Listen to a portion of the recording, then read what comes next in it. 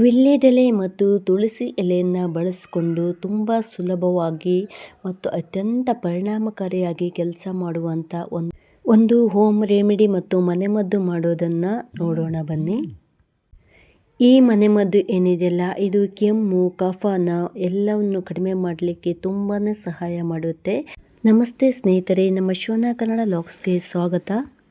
ಇನ್ನುವರೆಗೂ ಯಾರು ನಮ್ಮ channel subscribe ಮಾಡ್ಕೊಂಡಿಲ್ಲ, ಸಬ್ಸ್ಕ್ರೈಬ್ ಮಾಡ್ಕೊಳ್ಳಿ. ಹಾಗೆ ಪಕ್ಕದಲ್ಲಿರುವಂಥ ಬೆಲ್ ಐಕಾನ್ನ ಪ್ರೆಸ್ ಮಾಡಿ. ನಾನು ಹಾಕಿರುವಂಥ ಎಲ್ಲ ವಿಡಿಯೋಗಳ ನೋಟಿಫಿಕೇಷನ್ ನಿಮಗೆ ಬಂದು ತಲುಪುತ್ತೆ. ಈ ಮನೆಮದ್ದು ಯಾವ ರೀತಿ ಕೆಲಸ ಮಾಡುತ್ತೆ ಅಂದರೆ, ಗಂಟ್ಲಲ್ಲಿ ಕಫ ಕಟ್ಕೊಂಡಿದ್ರೆ, ಉಸಿರಾಡಲಿಕ್ಕೆ ತುಂಬ ತ್ರಾಸಾಗ್ತಾ ಇದ್ದರೆ ಅದನ್ನು ನಾವು ಬೇಗನೆ ಕಡಿಮೆ ಮಾಡ್ಕೋಬೋದು. ಈ ರೆಸಿಪಿ ಏನಿಲ್ಲ, ಮನೆಯಲ್ಲಿ ಈಸಿಯಾಗಿ ಸಿಗುವಂಥ ವಸ್ತುಗಳಿಂದಲೇ ಮಾಡ್ಕೋಬೋದು. ವೀಳ್ಯದೆಲೆ ಯಾರ ಮನೆಯಲ್ಲಿ ಇರಲ್ಲ ಹೇಳಿ, ಎಲ್ಲರ ಮನೆಯಲ್ಲಿ ವೀಳ್ಯದೆಲೆ ಇರುತ್ತೆ. ಹಾಗೆ ದೇವರಿಗೆ ಪೂಜೆ ಮಾಡಲಿಕ್ಕಂತ ವೀಳ್ಯದೆಲೆ ತಂದಿರ್ತೀವಲ್ಲ, ತುಳಸಿ ಎಲೆ ಅಂತೂ ಎಲ್ಲರ ಮನೆಯಲ್ಲೂ ಇದ್ದೇ ಇರುತ್ತೆ. ಹಾಗಿದ್ರೆ ತಡ ಯಾಕೆ, ಈ ಮನೆಮದ್ದು ಮಾಡೋದು ಹೇಗೆ ಅಂತ ನೋಡೋಣ ಬನ್ನಿ. ನಾನಿಲ್ಲಿ ಸಣ್ಣ ಗಾತ್ರದಾಗಿರುವುದರಿಂದ 2 ವೀಳ್ಯದೆಲೆ ತಗೊಂಡಿದ್ದೀನಿ. 2 ಚೆನ್ನಾಗಿ ತೊಳೆದಿರುವಂಥ ವೀಳ್ಯದೆಲೆ ತಗೊಂಡಿದ್ದೀನಿ. ಹಾಗೆ ತುಳಸಿ ಎಲೆನೂ ಕೂಡ ಚೆನ್ನಾಗಿ ತೊಳೆದುಕೊಂಡು ತಗೊಂಡಿದ್ದೀನಿ. ತುಂಬ ಚಿಕ್ಕದಾದರೆ ಸ್ವಲ್ಪ ಜಾಸ್ತಿ ಬೇಕಾಗುತ್ತೆ. ನಾನಿಲ್ಲಿ 9ರಿಂದ 10 ತುಳಸಿ ಎಲೆ ತಗೊಂಡಿದ್ದೀನಿ ಚೆನ್ನಾಗಿ ತೊಳೆದು. ಇವಾಗ ಈ ವೀಳ್ಯದೆಲೆನ ಸ್ವಲ್ಪ ಚಿಕ್ಕದಾಗಿ ಈ ಥರ ಚೂರು ಮಾಡ್ಕೊಳ್ಳೋಣ. ಯಾಕಂದರೆ ಇವಾಗ ಇದನ್ನು ನಾನು ಸ್ವಲ್ಪ ಜಜ್ಜಿ ರಸ ತೆಗಿಬೇಕಾಗುತ್ತೆ. ದೊಡ್ಡವರಾದರೆ ಇದನ್ನು ಜಜ್ಜಬೇಕಾಗಿಲ್ಲ, ನಾನು ಆಮೇಲೆ ಹೇಳ್ತೀನಿ ಏನಂತ.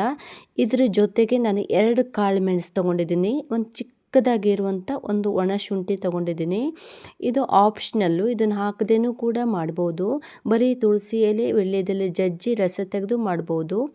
ಚಿಕ್ಕ ಮಕ್ಕಳಾದರೆ ಈ ಥರ ನಾವು ಮಾಡಿ ಕೊಡ್ಬೋದು, ಜಜ್ಜಿ ರಸ ತೆಗೆದು.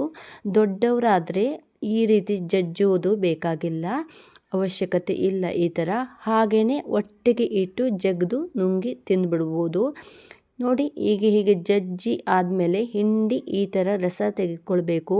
ಸ್ವಲ್ಪ ತುಂಬ ಒಣ ಅನಿಸಿದ್ರೆ ಸ್ವಲ್ಪ ಜಜ್ಜುವಾಗ ಸ್ವಲ್ಪ ನೀರು ಮಿಕ್ಸ್ ಮಾಡ್ಕೋಬೋದು. ಆಮೇಲೆ ಹೀಗೆ ಕೈಯಲ್ಲಿ ಸ್ವಲ್ಪವಾಗಿ ಹಿಂಡಿ ನೀರು ತೆಗಿಬೋದು. ಅಥವಾ ಒಂದು ಸಣ್ಣ ಕಾಟನ್ ಬಟ್ಟೆ ಇರುತ್ತಲ್ವ, ಹತ್ತಿ ಬಟ್ಟೆ, ಅದರಲ್ಲಿ ಹಾಕಿ ನೀರನ್ನು ತೆಗಿಬೋದು ರಸನ. ಈಗ ಈ ರಸಕ್ಕೆ ಒಂದು 1/4 ಸ್ಪೂನಷ್ಟು, ಹೆಚ್ಚೇನೂ ಬೇಕಾಗಿರೋದಿಲ್ಲ, 1/4 ಸ್ಪೂನು ಜೇನುತುಪ್ಪ ಹಾಕಿ ಮಿಕ್ಸ್ ಮಾಡಿ ಚೆನ್ನಾಗಿ ಕಲಿಸ್ಕೋಬೇಕಾಗತ್ತೆ. ಚೆನ್ನಾಗಿ ಕಲಸಿ ಆದಮೇಲೆ ಇದನ್ನು ಕುಡಿದ್ರೆ ಆಯಿತು. ತುಂಬ ಜೋರು ಕೆಮ್ಮಿದ್ರೆ, ಕಫ ಎಲ್ಲ ಜಾಸ್ತಿ ಇದ್ದರೆ 3 ಸಲ 2 ಸಲ ಅಥವಾ ದಿನಕ್ಕೆ 1 ಸಲ ತಗೊಂಡ್ರೆ ಸಾಕಾಗುತ್ತೆ. ತುಂಬಾ ಸಹಾಯ ಆಗುತ್ತೆ. ನಾನು ಸಲ ಯೂಸ್ ಮಾಡಿದ್ದೀನಿ, ನೀವು ಒಂದು ಸಲ ಟ್ರೈ ಮಾಡಿ. ಹಾಗೆ ವಿಡಿಯೋ ಇಷ್ಟ ಆದರೆ ಲೈಕ್ ಮಾಡಿ, ಕಮೆಂಟ್ ಮಾಡಿ, ಶೇರ್ ಮಾಡಿ. ಹಾಗೆ ನೆಕ್ಸ್ಟ್ ವಿಡಿಯೋದೊಂದಿಗೆ ಸಿಗ್ತೀನಿ. ಅಲ್ಲಿವರೆಗೂ take care, bye bye, see you, ಧನ್ಯವಾದಗಳು.